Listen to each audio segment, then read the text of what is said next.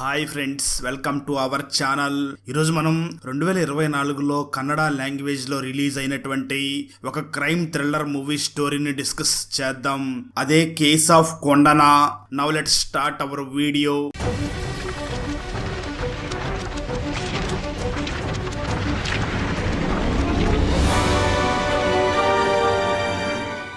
Open చేస్తే movie starting scene లోనే త్యాగరాజు అనే ఒక భయంకరమైన రౌడీని చూపిస్తారు. అతను ఒక వ్యక్తి దగ్గర అప్పు తీసుకుని అతనిని మోసం చేస్తూ తనకి అప్పు తిరిగి ఇవ్వకుండా తనని హింసిస్తూ ఉంటాడు. మరో పక్క ఒక హిందీ వ్యక్తి ఊర్లో పానీపూరి షాప్ పెట్టుకుని ఉంటాడు. అతని పేరు సూర్య. ఒకరోజు సూర్య కొడుకుని పక్కనే ఉన్న హాస్పిటల్ కి తీసుకుని వెళ్తాడు. సూర్య కొడుక్కి ఒక డిఫరెంట్ వ్యాధి వచ్చి ఉంటుంది. ఆ వ్యాధికి ఆపరేషన్ చేస్తే నయం అవుతుంది అని డాక్టర్స్ చెప్పి ఉంటారు. అలాగే ఆ ఆపరేషన్ చేయడం కోసం 10 నుంచి 12 లక్షలు ఖర్చు అవుతుంది అని ఆ ప్రైవేట్ డాక్టర్స్ చెప్తారు. దాంతో సూర్య వెంటనే వెళ్లి గవర్నమెంట్ డాక్టర్ ని కన్సల్ట్ అవుతాడు. అప్పుడు ఆ డాక్టర్ సూర్యాని చూసి ఒక 5 లక్షలు అరేంజ్ చేసుకో, ఆపరేషన్ సక్సెస్ అవుతుంది, మేము నీకు ఇంతకు మించి వేరే సహాయం ఏమీ చేయలేము అని ఆ లేడీ డాక్టర్ చెప్తుంది. ఆ రోజు రాత్రి ఇద్దరు పోలీసులు పోలీస్ జీప్ లో పాట్రోలింగ్ చేస్తూ ఉంటారు. సరిగ్గా అదే సమయంలో ఇద్దరు పని మనుషులు ఒక ఇంట్లో నుంచి భయపడిపోయి పరిగెత్తుకుని బయటికి వచ్చి పాట్రోలింగ్ చేస్తున్న పోలీస్ జీప్ ముందు వచ్చి పడిపోతారు. దాంతో ఒక పోలీసు వెంటనే జీప్ దిగి తన జీప్ కి ఎదురుగా వచ్చి పడిపోయిన ఆ మహిళకి ఏమైనా అయ్యిందా అని కిందకి దిగి చూస్తాడు. ఆ మహిళకి ఏమీ అయ్యి ఉండదు, కానీ ఆ మహిళ ఒక ఇంటి వైపు చూపిస్తూ గట్టిగా ఏడుస్తూ ఉంటుంది. దాంతో ఆ ఇద్దరు పోలీసులలో ఒక పోలీసు ఆ ఇంట్లో ఏం జరిగిందో చూద్దామని ఆ ఇంట్లోకి వెళ్తాడు. అక్కడ ఒక వ్యక్తిని చాలా క్రూరంగా మర్డర్ చేసి ఉంటారు. అది చూసిన ఆ పోలీస్ షాక్ అయ్యి వెంటనే బ్యాకప్ కోసం మిగతా పోలీసులకి ఇన్ఫార్మ్ చేస్తాడు. అప్పుడే భావన అనే ఒక అమ్మాయిని చూపిస్తారు. ఆమె ఒక హయ్యర్ ఆఫీసర్. ఆమె కూడా ఈ మర్డర్ గురించి తెలుసుకుంటుంది. ఇంత క్రూరంగా ఎప్పుడూ కూడా కర్ణాటకలో హత్యలు చూడలేదు. ఆ చనిపోయిన వ్యక్తిని చంపిన విధానాన్ని చూస్తే ఒక సైకో కిల్లర్ చంపి ఉండవచ్చేమో అనిపిస్తుంది అనుకుంటూ ఉంటుంది. అదే సమయంలో టీవీ న్యూస్ ఛానల్స్ లో ఒక సీరియల్ కిల్లర్ సిటీలోకి వచ్చినట్లు ఉన్నాడు. అంత పెద్ద జీకే కాలనీలోనే మర్డర్ చేశాడు అనే న్యూస్ ఊరంతా స్ప్రెడ్ అవుతుంది. సరిగ్గా అదే సమయంలో భావన కూడా జీకే కాలనీని ఎంక్వైరీ చేసినప్పుడు ఇంతకు ముందు ఒక వృద్ధ దంపతులు చనిపోయారని, సేమ్ అదే ప్యాటర్న్ లో ఇప్పుడు మర్డర్ జరిగింది అని తెలుసుకుని భావన చాలా షాక్ అవుతుంది. అదే సమయంలో భావన పై ఆఫీసర్స్ భావనకి కాల్ చేసి ఆ ఇంట్లో జరిగిన మర్డర్ చేసిన సీరియల్ కిల్లర్ ని నువ్వే కనిపెట్టాలి, నీదే ఆ రెస్పాన్సిబిలిటీ, కేసుని త్వరగా కంప్లీట్ చెయ్యి అని చెప్తారు. దాంతో భావన తన ఇన్వెస్టిగేషన్ ని స్టార్ట్ చేస్తుంది. సరిగ్గా అదే సమయంలో విల్సన్ అనే వ్యక్తి స్టేషన్ కి వచ్చి కానిస్టేబుల్ గా జాబ్ లో జాయిన్ అవుతాడు. విల్సన్ చాలా మంచి నిజాయితీ పరుడు. ముందు వెనక చూడకుండా తప్పు చేసిన వ్యక్తిని కొట్టేస్తూ ఉంటాడు. అలాంటి విల్సన్ ఎస్ఐ దగ్గరకు వచ్చి తన ప్రొఫైల్ ని చూపిస్తాడు. సరిగ్గా అదే సమయంలో త్యాగరాజన్ అనే రౌడీ తన మనిషి ఎవరో స్టేషన్ లో ఉండడంతో ఆ పని మీద స్టేషన్ కి వచ్చి అక్కడ ఉన్న పోలీసులకి మర్యాద ఇవ్వకుండా ఇష్టం వచ్చినట్లుగా మాట్లాడుతూ ఉంటాడు. అయితే అక్కడ ఉన్న పోలీసులందరూ కూడా ఈడితో మనకెందుకు అన్నట్లుగా అడ్జస్ట్ చేసుకుని వెళ్లిపోతూ ఉంటారు. కానీ విల్సన్ అది మొత్తం విని తనకి బాగా కోపం వస్తుంది. దాంతో వెంటనే త్యాగరాజుని కొడతాడు. అలా ఇద్దరికి చాలా పెద్ద గొడవ అవుతుంది. అప్పటి నుంచి త్యాగరాజన్ విల్సన్ మీద చాలా కోపం పెంచుకుంటాడు. అదే రోజు రాత్రి విల్సన్ మరియు ఎస్ఐ క్లోజ్ ఫ్రెండ్స్ అవుతారు. అలా ఇద్దరు కలిసి టీ తాగడానికి బయటికి వెళ్లి సిగరెట్ స్మోకింగ్ చేస్తూ మాట్లాడుకుంటూ ఉంటారు. ఎస్ఐ వెంటనే విల్సన్ తో త్యాగరాజ్ తో గొడవలకి వెళ్లకు, వాడు మంచివాడు కాదు అని చెప్తాడు.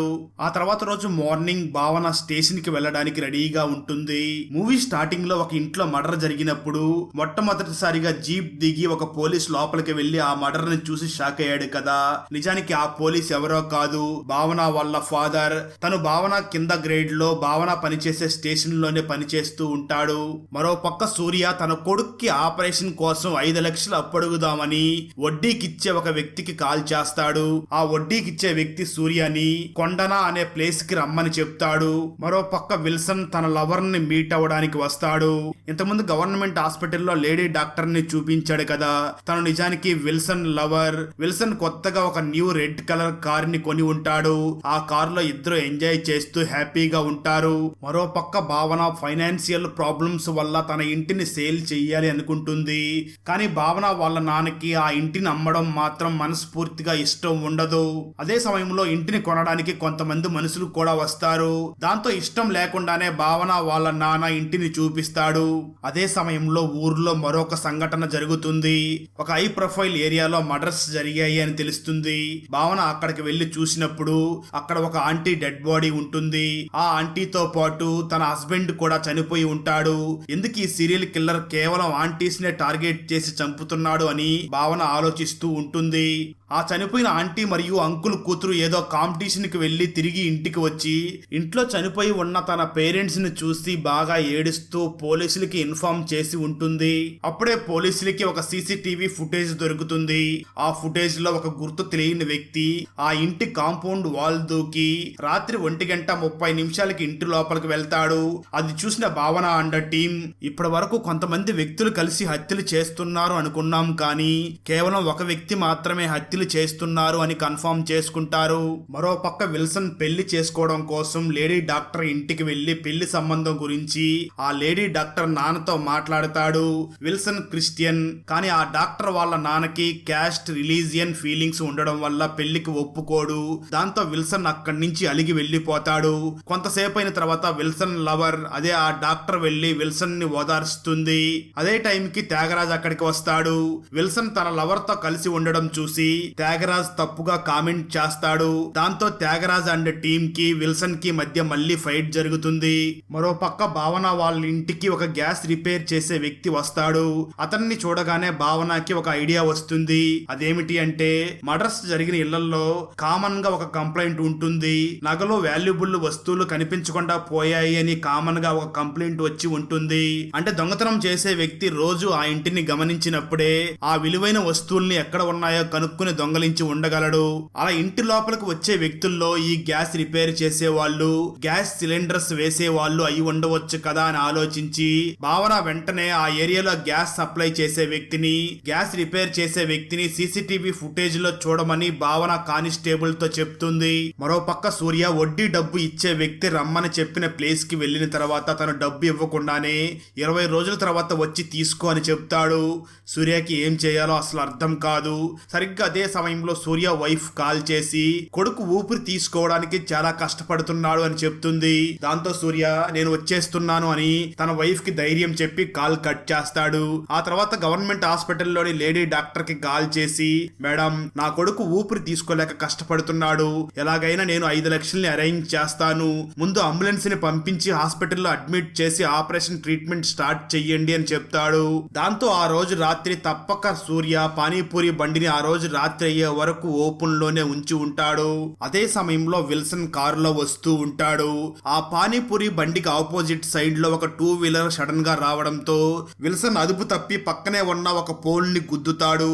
దాంతో విల్సన్ కి తల తిరిగినట్లుగా అవుతుంది. సూర్య వెంటనే పరిగెత్తుకుంటూ వచ్చి విల్సన్ కి హెల్ప్ చేస్తాడు. వెంటనే విల్సన్ కార్లోని డాష్ బోర్డ్ లో ఫస్ట్ ఎయిడ్ కిట్ ఉంది, దాన్ని తీసుకునిరా అని సూర్యకి చెప్తాడు. అలా సూర్య ఆ కార్లోని డాష్ బోర్డ్ ని ఓపెన్ చేయగా ఆ ఫస్ట్ ఎయిడ్ కిట్ పక్కనే 5 లక్షల రూపాయల డబ్బులు కూడా ఉంటాయి. అది చూసిన సూర్య ఇప్పుడు నాకు డబ్బులు చాలా అవసరం ఉంది, వీటిని దొంగతనం చెయ్యాలా వద్దా అని ఆలోచించి తనకి వేరే దారి లేక ఆ డబ్బుల్ని దొంగలించి వెంటనే తన పానీపూరి బండి దగ్గరికి తీసుకుని వెళ్లి ఆ డబ్బుల్ని అక్కడ దాచిపెట్టి ఆ తర్వాత ఫస్ట్ ఎయిడ్ కిట్ ని తీసుకుని వచ్చి విల్సన్ కి ఇస్తాడు. విల్సన్ ఫస్ట్ ఎయిడ్ చేసుకున్న తర్వాత వెళ్లి తన కారులో కూర్చుంటాడు. అప్పటికి తన డాష్ బోర్డ్ ఓపెన్ లోనే ఉంటుంది. అక్కడ ఉండవలసిన డబ్బులు లేకపోవడంతో విల్సన్ కి డౌట్ వచ్చి ఆ పానీపూరి బండి అమ్మే సూర్య వైపే చూస్తూ ఉంటాడు. సూర్య కంగారు పడుతూ ఉంటాడు. అది చూసిన విల్సన్ ఖచ్చితంగా సూర్యనే డబ్బులు తీశాడు అనుకుని వెంటనే తన కారుని రివర్స్ చేస్తాడు. అప్పుడు ఆ కారుకి ఉన్న మిర్రర్ కూడా విరిగిపోతుంది. అప్పుడు విల్సన్ వెంటనే వచ్చి సూర్య పానీపూరి బండిలో వెతగ్గా అక్కడ డబ్బులు కనిపిస్తాయి. దాంతో విల్సన్ సూర్యని బాగా కొడతాడు. సూర్య మాత్రం సార్ నాకు డబ్బులు అవసరం చాలా ఉంది, నా కొడుక్కి ఆపరేషన్ చేయించాలి, అందుకే తీశాను, నన్ను క్షమించండి అని అంటూ ఉంటాడు. విల్సన్ మాత్రం అతని మాటలు వినకుండా మళ్ళీ తనని కొడతాడు.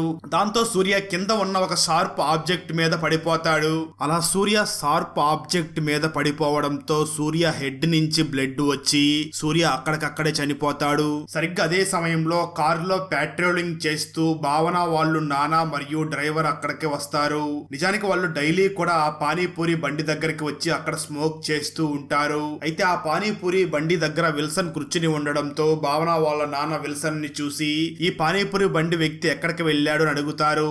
దాంతో విల్సన్ వాళ్ళకి నాకు వాటర్ కావాలని చెప్పాను, అందుకే అతను వాటర్ తీసుకురావడం కోసం వెళ్ళాడు అని చెప్తాడు. నిజానికి ఇక్కడ విల్సన్ ఒక పోలీస్ ఆఫీసర్ అని భావన వాళ్ళ నాన్నకి తెలిసి ఉండదు. ఆ తర్వాత వాళ్ళు స్మోక్ చేసి అక్కడి నుంచి వెళ్లిపోతారు. నిజానికి విల్సన్ సూర్య డెడ్ బాడీ మీద ఒక కవర్ వేసి కవర్ చేసి ఉంటాడు.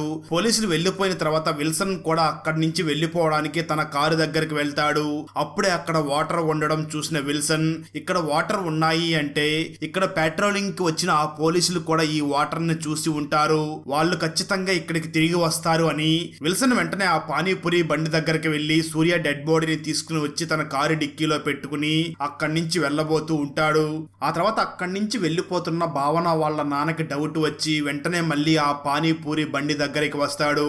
అప్పుడే విల్సన్ అక్కడి నుంచి కంగారు పడుతూ బయలుదేరడం చూసి భావన వాళ్ళ నాన్నకి డౌట్ వచ్చి విల్సన్ ని ఫాలో చేయమని చెప్పి డ్రైవర్ కి చెప్తాడు. మరో పక్క సూర్య వైఫ్ తన కొడుకుని హాస్పిటల్లో అడ్మిట్ చేసి సూర్యని కలవడం కోసం పానీపూరి బండి దగ్గరికి రాగానే అక్కడ సూర్య కనిపించడు.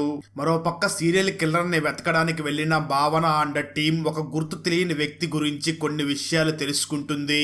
ఆ గుర్తు తెలియని వ్యక్తి తంగరాజు తమ్ముడు అని డీటెయిల్స్ చూశాక తెలుస్తుంది.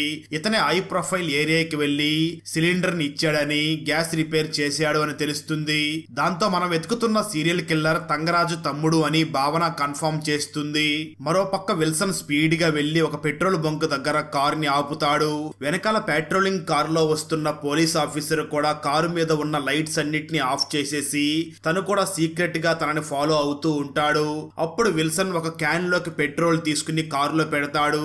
ఇదంతా చూసిన భావన వాళ్ళ నాన్నకి విల్సన్ మీద చాలా డౌట్ వస్తుంది. మరో పక్క భావన అండ్ టీం త్యాగరాజు తమ్ముడిని పట్టుకోవడం కోసం వెళ్తారు.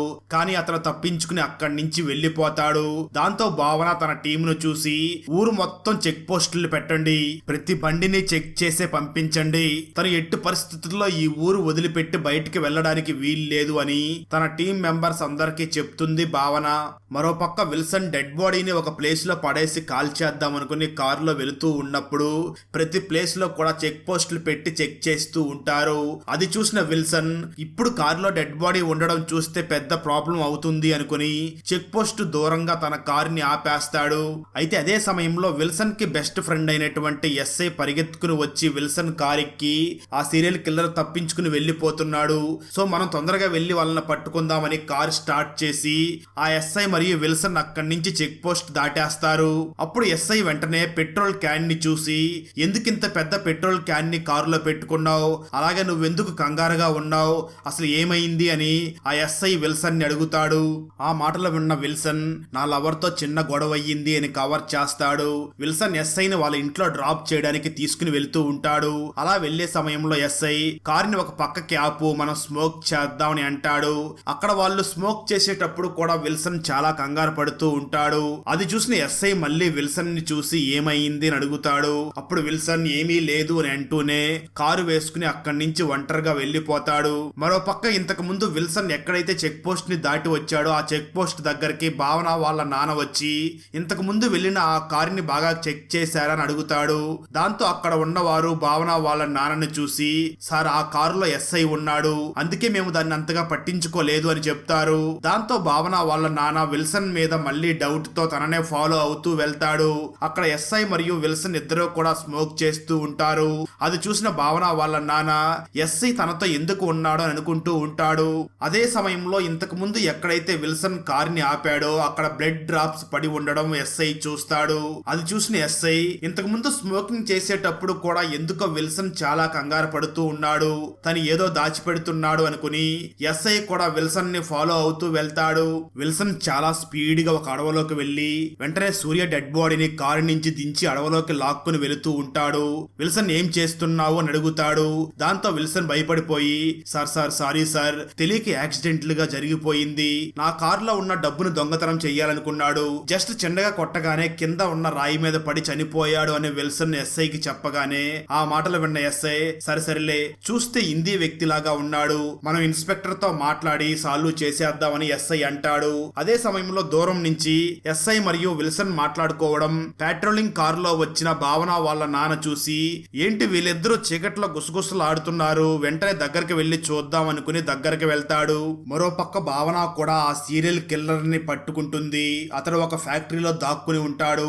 భావన అతన్ని గన్నుతో షూట్ చేసేస్తాను, నిజం చెప్పు, ఎందుకు ఇలా చేశావు అని అడుగుతుంది. అప్పుడు ఆ సీరియల్ కిల్లర్ చాలా రూడ్ గా మాట్లాడుతూ, అవును నేనే చంపేశాను, చాలా మందిని చంపాను, చాలా మంది ఇంట్లో దొంగతనం కూడా చేశాను అని అంటాడు. భావనకి కోపం వచ్చి తనని షూట్ చేసి చంపేస్తుంది. వెంటనే పక్కనే ఉన్న కానిస్టేబుల్ ని పిలిచి ఈ కేసు రికార్డు బయటకు రాకుండా చూసుకో అని చెప్తుంది. ఇలా భావన తప్పు చేసిన అందరినీ కూడా ఎన్కౌంటర్ చేసి చంపేసి రహస్యంగా ఆ విషయాలన్నింటినీ బయటికి రాకుండా చేస్తూ ఉంటుంది. అదే విధంగా ఇప్పుడు సీరియల్ కిల్లర్ ని కూడా చంపేస్తుంది భావన.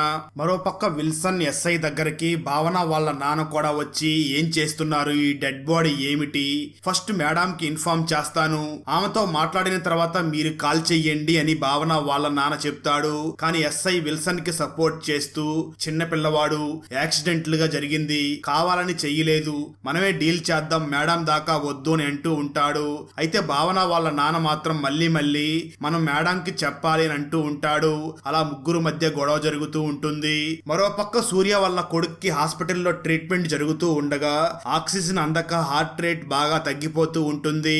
అలా చివరికి ఆపరేషన్ జరగక సూర్య కొడుకు కూడా చనిపోతాడు. మరోపక్క ఎస్ఐ, భావన వాళ్ళ నాన్న, అలాగే ఆ పెట్రోలింగ్ కారుని నడిపే డ్రైవర్ బాగా గొడవ పడుతూ ఉంటారు.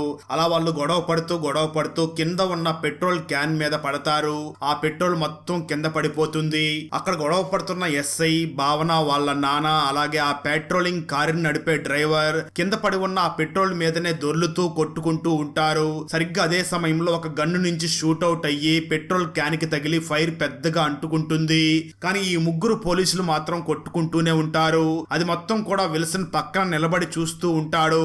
అదే సమయంలో సూర్య డెడ్ బాడీ మీద కూడా పెట్రోల్ పడి ఉండడంతో సూర్య డెడ్ బాడీ కూడా కాలిపోతుంది. అప్పుడే కొట్టుకుంటున్న ఈ ముగ్గురు పోలీసులు పెట్రోల్ లో దొర్లి ఉండడంతో ఆ మంటలు ఈ ముగ్గురు పోలీసులకు కూడా అంటుకుంటాయి. అలా ముగ్గురు కూడా కాలిపోతూ ఉంటారు. అయితే దూరంగా నిల్చుని ఉన్న విల్సన్ కాలిపోతున్న ముగ్గురు పోలీసులకి హెల్ప్ చేయకుండా ఇదే మంచి సమయం అనుకుని తన కారు తీసుకుని అక్కడి నుంచి తప్పించుకుని ఇంటికి వచ్చి ఊపిరి పీల్చుకుంటాడు. మరోపక్క త్యాగరాజన్ తమ్ముడు చనిపోయాడు అని త్యాగరాజన్కి తెలిసి వెంటనే ఆ ప్లేస్ కి వెళ్లి చూడగా తన తమ్ముడు డెడ్ బాడీ అక్కడ ఉండదు. దాంతో తను ఎలాగైనా భావనాన్ని చంపాలి అని అనుకుంటాడు. ఆ తర్వాత చాలా సేపటి నుంచి పెట్రోలింగ్ కారు ఆ అడవిలో ఉండడంతో కొంతమంది పోలీసులు గమనించి అక్కడికి వెళ్తారు. అప్పుడే వాళ్ళకి ముగ్గురు పోలీసులు అలాగే ఒక హిందీ వ్యక్తి చనిపోయిన విషయం కనిపెడతారు. అయితే భావన వాళ్ళ నాన్న మాత్రం కొన ఊపిరితో ఉంటాడు. కానీ మిగతా ఇద్దరు పోలీసులు అలాగే ఆ హిందీ వ్యక్తి సూర్య కూడా చనిపోయి ఉంటాడు. అక్కడ ఉన్న పోలీసులు వెంటనే భావన వాళ్ళ నాన్నని హాస్పిటల్లో అడ్మిట్ చేస్తారు. భావన వాళ్ళ నాన్న హాస్పిటల్లో ఉన్న విషయం భావనకి తెలియగానే స్పీడ్ గా హాస్పిటల్ కి వెళ్తుంది. అయితే వాళ్ళ నాన్నని చూస్తూ ఉండగానే భావన కళ్ళ ముందే చనిపోతాడు.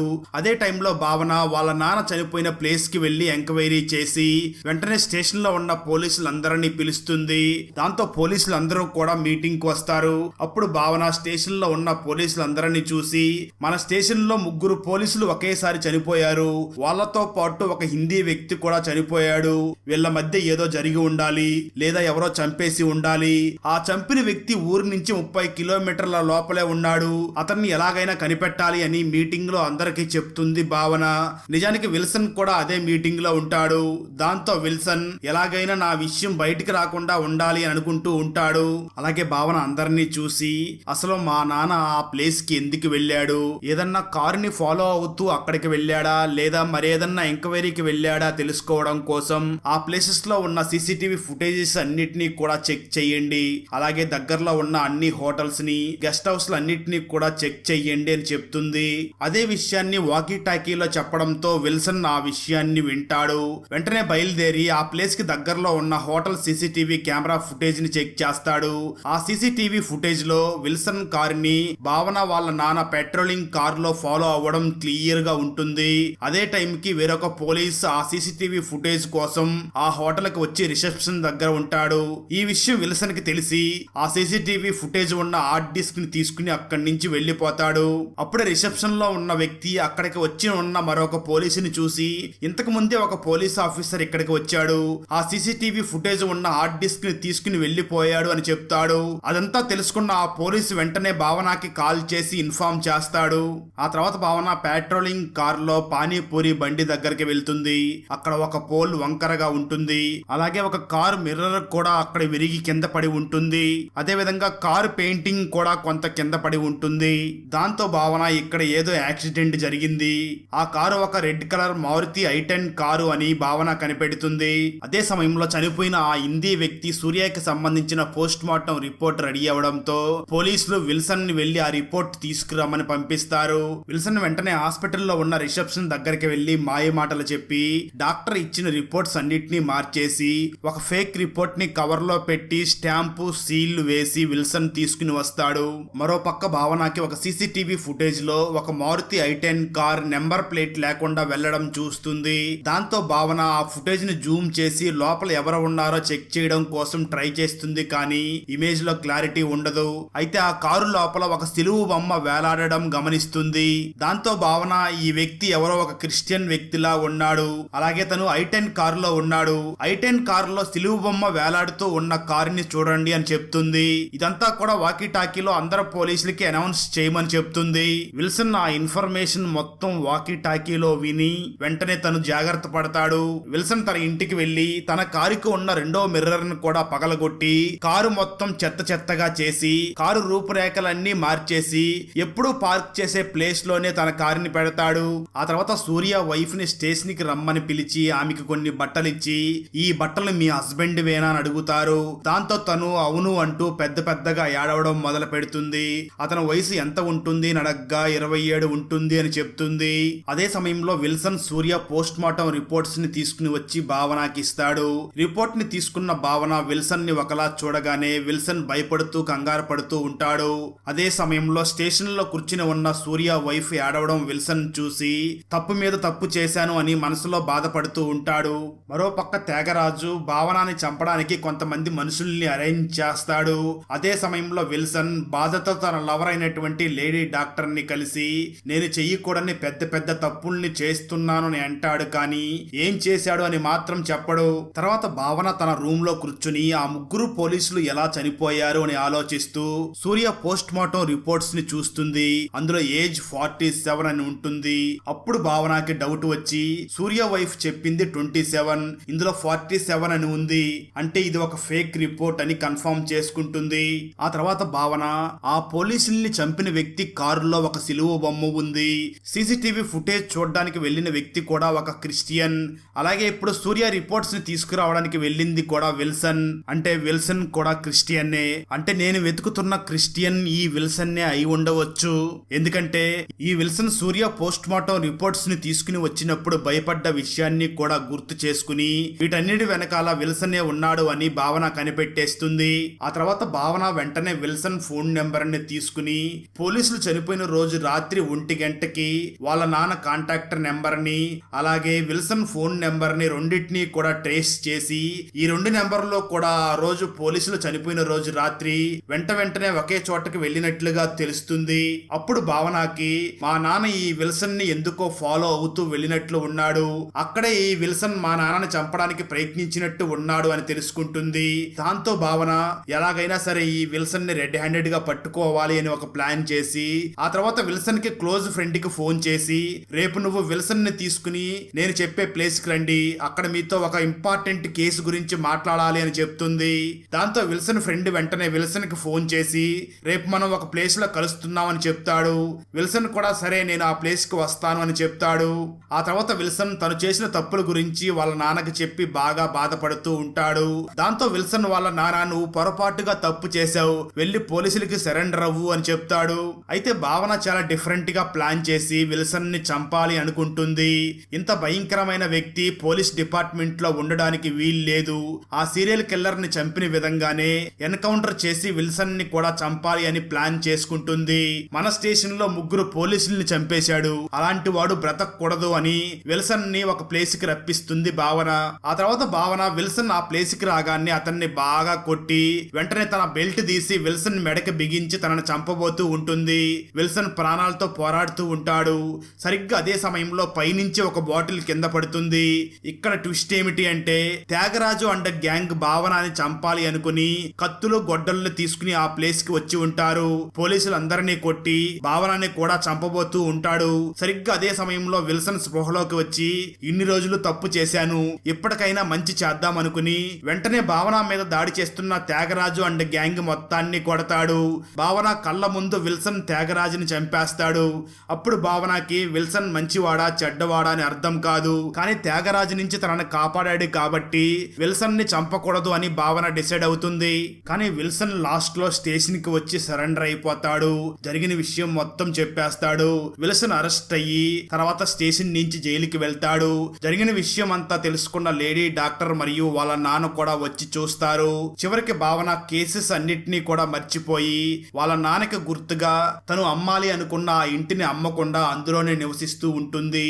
అక్కడతో ఈ మూవీ అయిపోతుంది. ఫ్రెండ్స్, వీడియో నచ్చినట్లయితే లైక్ చేసి ఒక చిన్న కామెంట్ చేస్తే మాకు నెక్స్ట్ వీడియో చేయడానికి ఎంకరేజింగ్ గా ఉంటుంది. అలాగే ఛానల్ ని సబ్స్క్రైబ్ చేసి పక్కనే ఉన్న బెల్ ఐకాన్ ని క్లిక్ చేసి సపోర్ట్ చేయండి. Thanks for watching. జై హింద్.